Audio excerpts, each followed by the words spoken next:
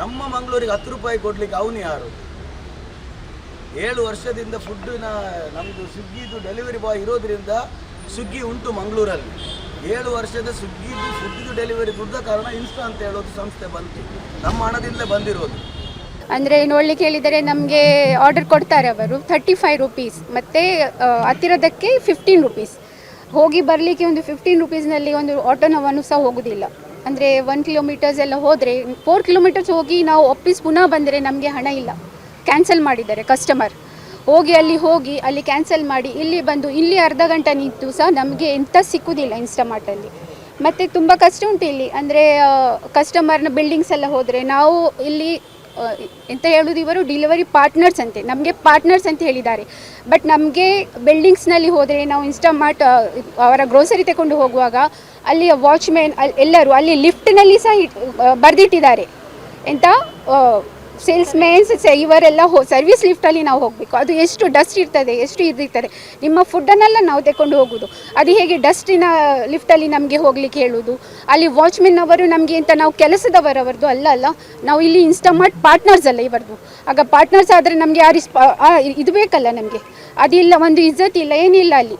ಅಂದರೆ ನಿಮ್ಮ ಗಾಡಿ ಹೊರಗಿಡಿ, ಎಷ್ಟು ದೂರ ಇದ್ದರೆ ನಡೆದುಕೊಂಡು ಹೋಗಬೇಕು, ಅದೆಲ್ಲ ಪ್ರಾಬ್ಲಮ್ ಉಂಟು. ಅದು ಬಿಟ್ಟು ಇಲ್ಲಿ ಇನ್ಸ್ಟಾದಲ್ಲಿ ನಮಗೆ ಮೇನ್ ಪ್ರಾಬ್ಲಮ್ ಈಗ ಅಂದರೆ ನಮಗೆ ಹಣದು. ಅಂದರೆ ನಮಗೆ ಇಲ್ಲಿ ಸಿಕ್ಕುವ ಕಾಸ್ಟ್ ತುಂಬ ಕಮ್ಮಿ ಇದೆ. ನಮಗೆ 35 ರೂಪಾಯಿ. ನಾವೀಗ ಫಸ್ಟ್ ಬಂದವರಿಗೆ ನಾನು ಇಷ್ಟು ಗಂಟೆ ಮನೆಯಲ್ಲಿ ಕೆಲಸ ಮಾಡಿ ಇಲ್ಲಿ ಬಂದು ಹೋಗುವ ತನಕ ನನಗೆ ಎಂಥ ಕೈಯಲ್ಲಿ ಸಿಕ್ಕುವುದಿಲ್ಲ. ನಾವು ಪೆಟ್ರೋಲ್ ಹಾಕಿದಷ್ಟೇ, ಪೆಟ್ರೋಲ್ ಹಾಕಿ ಹೋಗಿ ಬಂದು ಆಗುವಾಗ ಫುಡ್ಡಲ್ಲಿ ಆದರೆ ಸಹ ಮಿಡಲಲ್ಲಿ ಎಲ್ಲಿಯಾದರೂ ಆರ್ಡ್ರ್ ಸಿಗ್ತಾರೆ. ನಮಗೆ ಇಲ್ಲಿಯೇ ಬರಬೇಕು, ಇಲ್ಲಿ ಪಾಯಿಂಟಿಗೆ ಬಂದು ಮತ್ತೆ ತಗೊಂಡು ಹೋಗಬೇಕು. ಆಗುವಾಗ ನಮಗೆ ಹಣ ಸಿಕ್ಕುವುದಿಲ್ಲ. ಏನಾದರೂ ಸಿಗಬೇಕು, ಏನಾದರೂ ಜಾಸ್ತಿ ಮಾಡಿ ಕೊಡಬೇಕು. ಏರಿಯಾ ಮ್ಯಾನೇಜರಿಗೆ ನಾವು ತುಂಬ ಸತಿ ಇಲ್ಲಿ ಬರ್ತಾನೆ, ಅವನಿಗೆ ಹೇಳ್ತೇವೆ ನಾವು ಹಾಗೆ ಉಂಟು ಹೀಗೆ ಉಂಟು, ಆದರೆ ಮಾಡ್ತೇವೆ.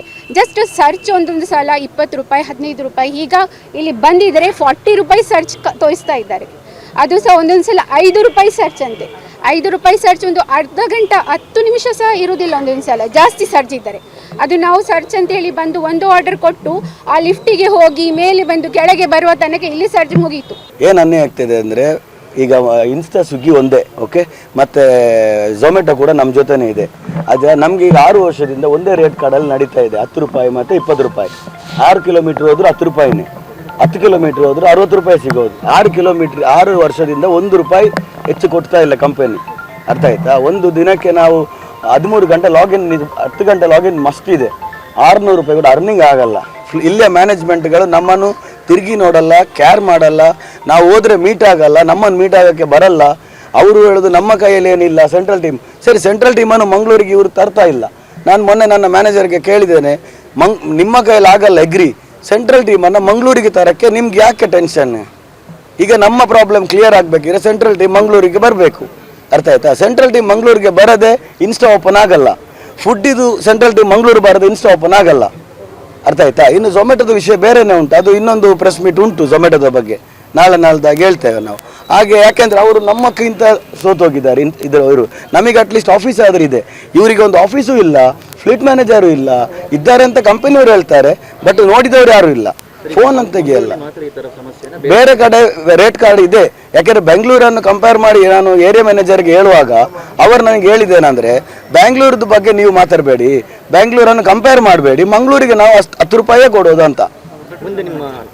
ನಡೆ ಏನಂತ ಹೇಳಿದರೆ, ನಾವು ಮಂಗಳೂರಲ್ಲಿ ಇನ್ಸ್ಟಾ ಓಪನ್ ಆಗಬೇಕಿದ್ರೆ ಸೆಂಟ್ರಲ್ ಟೀಮ್ ಬಂದೇ ಬರಬೇಕು.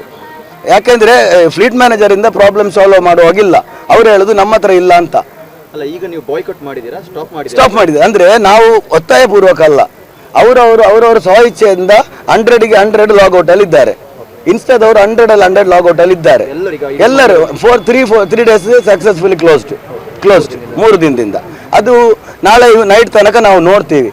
ನಾಳೆ ನೈಟ್ ಒಳಗೆ ನಮಗೆ ಒಂದೇ ಕ್ವಶನ್ ನಮ್ಮ ಇನ್ಸ್ಟಾದ ಫ್ಲೀಟ್ ಮ್ಯಾನೇಜರ್ ಹತ್ರ ಪ್ಲಸ್ ನಮ್ಮ ಫುಡ್ನ ಮ್ಯಾನೇಜರ್ ಹತ್ರ ಒಂದೇ ಕೇಳೋದು, ನಿಮ್ಮ ಕೈಯಲ್ಲಿ ಆಗಲ್ಲ ಎಗ್ರಿ, ಸೆಂಟ್ರಲ್ ಟೀಮ್ನವರನ್ನು ಮಂಗಳೂರಿಗೆ ತರಲಿಕ್ಕೆ ನಿಮ್ಗೆ ಯಾಕೆ ಭಯ? ನೀವು ಯಾರಿಗೆ ಎದುರ್ತೀರಿ? ನೀವು ತಗೊಂಬನ್ನಿ, ನಾವು ಮಾತಾಡ್ತೀವಿ ಅಂತ ಹೇಳುವಾಗ ಅವರು ಕಣ್ಣಿಗೆ ಕಾಣೋದಿಲ್ಲ ಸರ್. 15 ದಿನ ಆಯಿತು, ಅವ್ರ ಕಣ್ಣಿಗೆ ಕಾಣಲ್ಲ. ನಿನ್ನೆ ಫುಲ್ ಡೇ ಆಫೀಸಲ್ಲಿ ಇದ್ದೆವು ನಾವು. ನಮ್ಮ ಜೊತೆ ಇನ್ಸ್ಟಾದ ಫ್ಲೀಟ್ ಮ್ಯಾನೇಜರ್ ಇದ್ರು. ಇನ್ಸ್ಟಾದ ಫ್ಲೀಟ್ ಮ್ಯಾನೇಜರ್ 3-4 ದಿನದಿಂದ ನಮ್ಮ ಜೊತೆ ಇದ್ದಾರೆ. ನಾನು ಇನ್ನು ಅವ್ರಿಗೆ ಕೇಳಿದೆ, ನೋಡಿದ್ದೀರಲ್ಲ ನಮ್ಮ ಫುಡ್ ಮ್ಯಾನೇಜರ್ ಎಲ್ಲಾದರೂ ಬಂದದ್ದು ನೀವು ನೋಡಿದ್ದೀರಾ? ಬರಲ್ಲ. ಮತ್ತೆ ಆಫೀಸ್ ಯಾಕೆ ಇಟ್ಟಿದ್ದಾರೆ ಗೊತ್ತಿಲ್ಲ. ನಿನ್ನೆ ಹೋದಾಗ ಒಬ್ಬರೇ ಸೆಕ್ಯೂರಿಟಿ ಹೇಳ್ತಾನೆ, ಇನ್ನೊಬ್ಬ ಮ್ಯಾನೇಜರ್ ಬಂದು 22 ದಿನ ಆಯ್ತು ಅಂತ ಆಫೀಸಿಗೆ. ಅರ್ಥ ಆಯ್ತಾ? ಈಗ ಅವ್ರು ಎಲ್ಲಿ ಬರ್ತಾರೆ ಏನು ಗೊತ್ತು. ಮತ್ತೆ ಇನ್ನೊಂದು ಮಾಡ್ತಾರೆ ಅವ್ರು, ಏನು ಗೊತ್ತಾ, ಈ ಹೊಸತಾಗಿ ರೈಡರ್ಗಳು ಸೇರಿರ್ತಾರೆ, ಎಲ್ಲಾದ್ರೂ ರೋಡಲ್ಲಿ ಅವರು ಸಿಕ್ಕಿದ್ರೆ ಅವ್ರ ಕೈಯಿಂದ ಅವರ ಮೊಬೈಲ್ ತಗೊಂಡು ಅವರೇ ಫೀಡ್ಬ್ಯಾಕ್ ಮಾಡಿ ಹೋಗ್ತಾರೆ. ಹೊಸ ರೈಡರ್ ಅವ್ರಿಗೇನು ಗೊತ್ತಿರಲ್ಲ.